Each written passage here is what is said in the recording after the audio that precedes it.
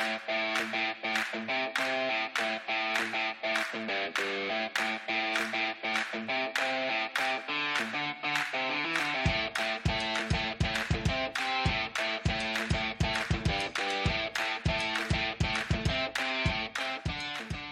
Guava Bees, and welcome to another episode of the Dear Guava Bean podcast. Remember, submit your questions in the sandbox or on the website, and we could be answering yours in the next episode. I'm Francesca, and with me is Claire. Hello. And today's question is from Anete, who asks, I replied to an ad looking for writers for ski and snowboarding websites. She sounded like a nice person and asked me to do 2 test articles for $50 each. I was okay with that. I picked the topics from her Excel sheet. She approved them and I did the job. I wrote the test articles, but then she disappeared for months. She promised to send me feedback a couple of times, but she hasn't done that. I snapped and just asked about the money. I wanted to ask if there's a way to avoid these situations and how to deal with people who promise to pay and then don't. Okay, so I feel like this is the number one fear of freelancers everywhere, is doing work and not getting paid for it. And I have some stories to tell about this, most definitely. What about you, Claire? Because I'm sure this is something that probably most experienced freelancers have been through at some point. Yeah, I think at the beginning there were a few really close calls. I don't think I've ever not been paid for work, but there's definitely been a few times where I've been waiting and messaging and they take forever to get back and you start to freak out. I've definitely had moments like that. But what about you? What's been your experience? So I think I'm lucky because my clients have always been amazing for the most part. But there was this one client and this is back when I had one client that I would work for and that was it. And it was like a full-time client rather than having a few clients. And I always feel like that's a bit scarier because if you don't get paid, then that's like your whole paycheck, that you rely on and you don't get. But this one client I was doing customer support management for. So I basically managed their whole customer support. And we had started out with a contract and everything like that. And, the scope of the job and everything, we decided that it was all good.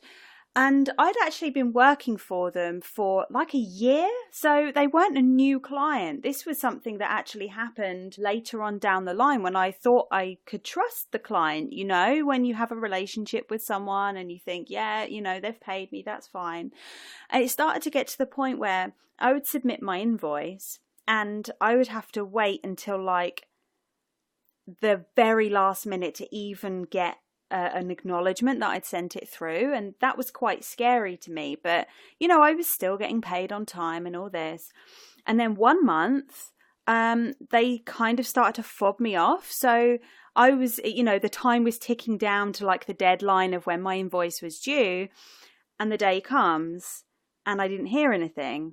So then I had to chase up, and then they were like, oh, we're just waiting for the person in accounts to get back. They'll pay you when they return. And I'm like, okay, I don't really want to have to wait, but I will. I'll be patient and pleasant and stuff. And about a week goes by and I still haven't been paid. This is not a week after I sent the invoice. This is a week after it was due. So then I start calling them. I'm like, can we please just talk about this? And all of a sudden, the client changes their demeanor and I get shouted at down the phone for chasing, and they put the phone down on me, and I didn't know what to do. This had never happened to me, and I hadn't been unprofessional. I'm just wanting to get paid for the work I've been doing. And in the end, quite scarily, I had to get legal advice, and I had to send I forget what the letter's called, but you have to draft up a letter saying that if you don't pay, then I'll have to take legal action, that kind of thing. And I'd never dealt with anything like this before. It was really, really scary. And my bills were due and I didn't have my money. And I did get to the point where literally it was the morning I was going to send the letter, and you have to send it to the directors of the company. It's not just the manager that you deal with. It has to go to the directors. Then they ended up paying me, and it's because I told them that I was going to be sending this letter that I think kind of almost scared them into paying me. But it was really horrible. I've thankfully never had to deal with anything like that since. But maybe in some situations you think like, well, maybe not having a contract could lead to a client not paying you, or you didn't have a deposit. I mean, yeah, I didn't have a deposit in this scenario, but all these things that you think, wow, it's just common sense. If you put these things in place, then you'll get paid. Well, I had those things in place, and all of a sudden they didn't pay me. It was a very scary scenario to be in, and thankfully, obviously, they did pay up. I know some clients don't, and it can be really scary. Like I say, I think this is probably the number one fear of freelancers. Especially I think if you've left a job, like a traditional job, and then you're relying on clients to pay you. Like, that is the number one fear, is just not getting paid. Eventually, this client, I had to leave them because of this. This is why I ended up having to leave them. But I'd actually heard from other people they'd worked with, other freelancers, that they'd been through the same thing as well with this client, that they just weren't paying them. So it's a real shame. But, it's rare. Like I say, I've been doing this a long time, and that's the only time that's really ever happened to me. Yeah, that sounds awful.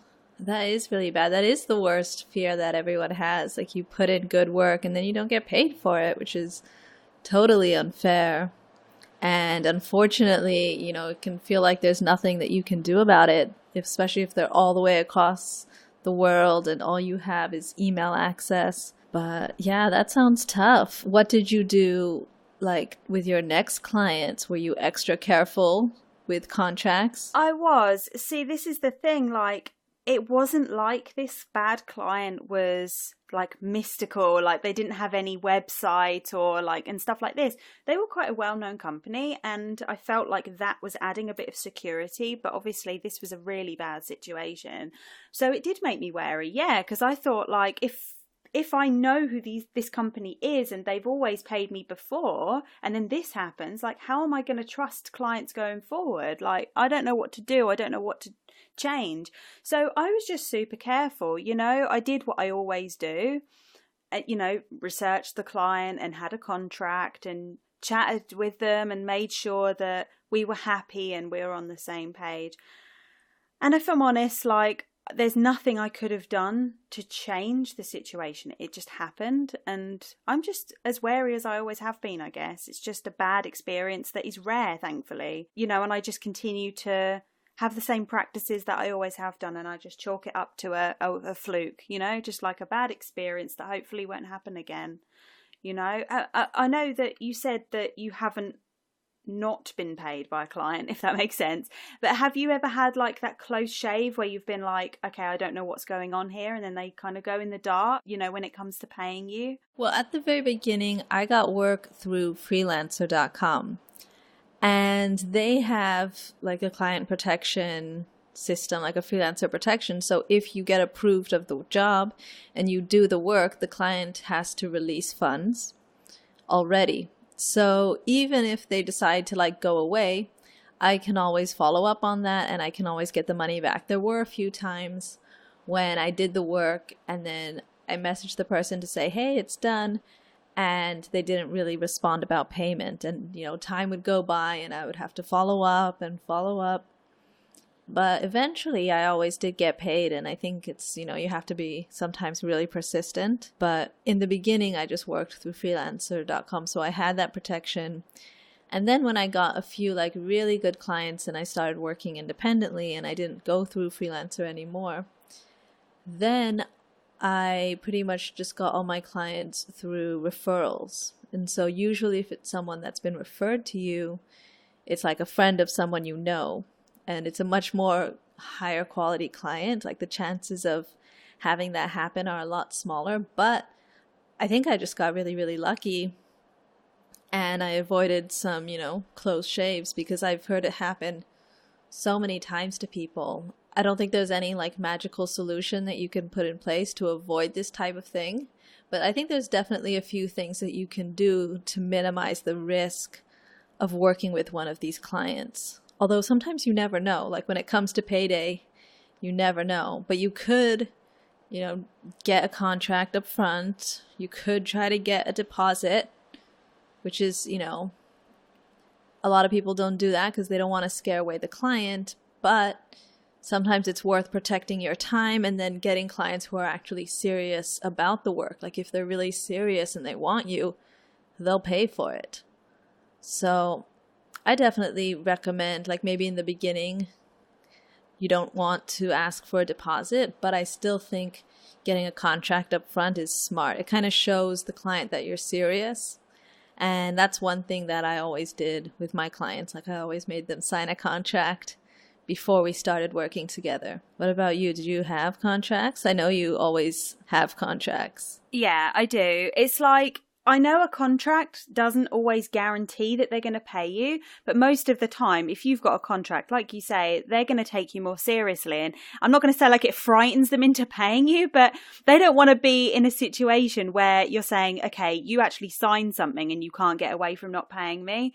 You know, I know it's not going to be that confrontational, but I almost feel like it cements in the client's mind that actually, yeah, you do expect to be paid and they can't really get out of it. But, you know, most of the time clients are legit. They're not going to mess you around. Asking for the money up front, I think, is actually why maybe these sort of freelancing platforms like Upwork and Freelancer and stuff are so appealing, because the client has to basically promise to pay, don't they? They like put a deposit in, but it doesn't actually get released to you until they get the files, or that's usually how, you know, the files or the work finished, whatever kind of work you're doing. So it's like the middleman, isn't it? Which is appealing for both. You know, I can see why clients like it and freelancers, and that's why they work so well, especially for new freelancers.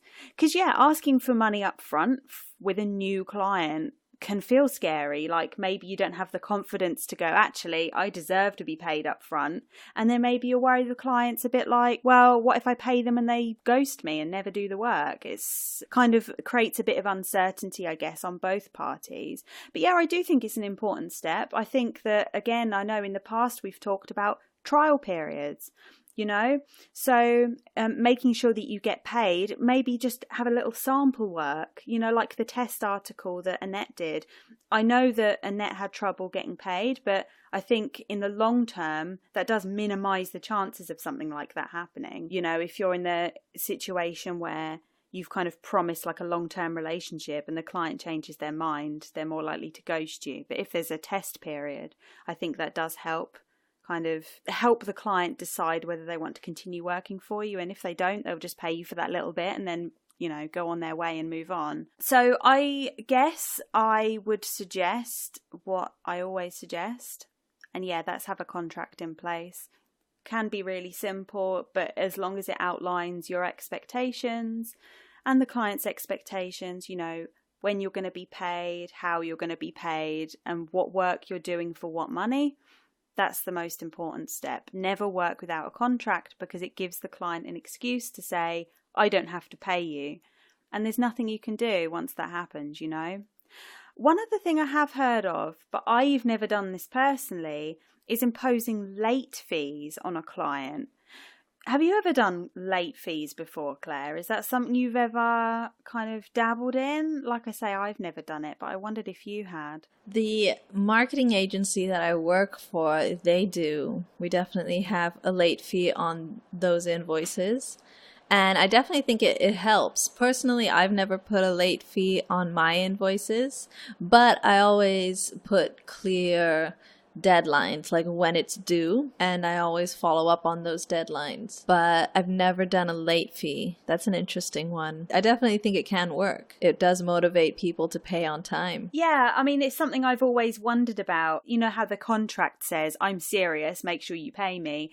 It's like the late fee is like another layer to that, isn't it? It's like, if you don't pay me, then you're going to owe me more. Don't put yourself in this scenario. So yeah, I've been tempted by them. You know, I know other people do it too. So maybe that could be something, you know, if you're comfortable in doing it and maybe you want to try that out, that could also be a way of preventing clients from not paying. Another thing I do, which is really simple actually, but it has helped me, is sending reminders. So if you've sent an invoice and say it has to be paid within 30 days, sometimes the client may just forget to pay you. It can be, you know, they might just forget to put it in their diary and they've got 100 other things to think about and they just forget to pay you. So rather than waiting until like the last day when it's due and panicking because they haven't paid you, I normally just send out a reminder. So like 7 days before it's due, I'll just be like, hey, this is just a friendly reminder that the invoice I sent you is due in 7 days. Have you got any questions? If you do, let's have a chat. And then they're usually like, oh yeah, haven't forgotten, and then they'll pay it. That's normally the case. And if there's any trouble, or, maybe like your bank details are wrong, or they've lost the invoice or something like that, then it can be sorted before it's due. So you're never left like you're caught short and not able to pay your bills. Do you send reminders? Like, I actually didn't do this for a long time, but I feel like it really helps. I think it's when I personally moved away from those freelancing platforms where payment gets released automatically. So when I started having to take into my own hands, like chasing my own invoices and stuff, that's when I started to send these reminders out. Yeah, I definitely set reminders, but I also don't have a very long window. Like, I don't like to give people a super long window to pay an invoice. I was going to ask you, how long do you allow clients to go before they pay? Like, when you send your invoices, how many days is it until it's due? See, my standard invoice is usually about 30 days, but I'm usually paid way before then. I've experimented. I will never do longer than 30 days. I know some people do like 60 days. I've worked with, some publishers, for example, when I've done writing, where they won't pay you till after it's published, which is normal practice for a lot of places, but it's quite scary when you don't know what issue you're going to be published in, for example, so you're waiting a long time. But yeah, normally 30 days, but normally my clients do pay me a lot quicker than that. Yeah, see, my maximum is 15 days. And I don't even like doing that. Like, if I normally send out an invoice, it's due on arrival. But I give the clients up to 15 days to pay it. I had other freelancers do that with me. Like, I've had it both ways. I've had people that let me have a long time to pay, and people who made it due like right on the spot. And I noticed that if I'm gonna work with that person, I'll just pay the invoice. Like, it doesn't really matter when it comes. If I want to work with them and if I have the money to work with them, I don't mind paying it right away. And so I think a lot of clients are also in that situation. Like, if they are really serious and if they really want to work with you, they're willing to pay up front. And it also builds that habit with them that just lets them know, like, hey, I'm expecting my money before I start work, or like right when I'm finished work. I don't want to wait a month after I've done the work to get paid for it. That's just too long. Yeah, I mean, that does make sense. And actually, when you've said that, I can remember times where I guess I have asked for the money immediately. So this tends to be when I'm working with clients, say I'm doing writing, like say product descriptions. So I'm thinking of an actual client now. I wrote product descriptions, but it would be like every couple of weeks. So they would like trickle in the assignments. I would write them, but I would invoice them every 2 weeks.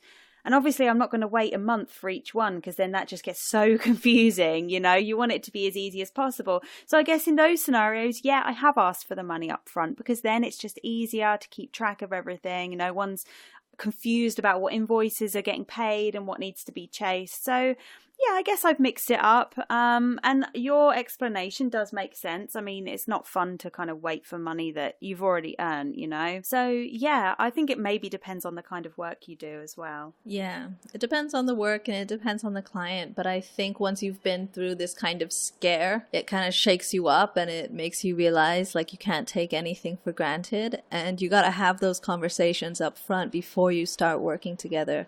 You got to negotiate like when you get paid, when those invoices are due. And one thing that I can say for Anete is that she agreed to do 2 test articles. Whenever you're doing a test of anything, it should be the smallest test possible. So maximum 1 test article, because doing 2, like that might be overwhelming for the client. That's a little bit more than you really need to do. And you put yourself at risk because you haven't been paid. So I would just say if you're going to do a test, do just 1 first. And that way, if the client ghosts you on the invoice, you're only down $50 instead of $100. Yeah, 100%. I'm the same when I do kind of test articles and things, which, that's something I do as well. I would never do 2 because I think that you're giving them more than, is really worthy of a test. It's like you've lost out on double then. Like you just said, you're instead of the $50, well, $50 could be take it or leave it, but $100, I mean, that's completely different. I also think that, a good thing to do as well is to not deliver. If you don't want to take money up front, And that's understandable. If you're new, it can be scary. Don't deliver the files until you've been paid. So you could maybe give someone a summary of what you've done, but not actually give them the final files.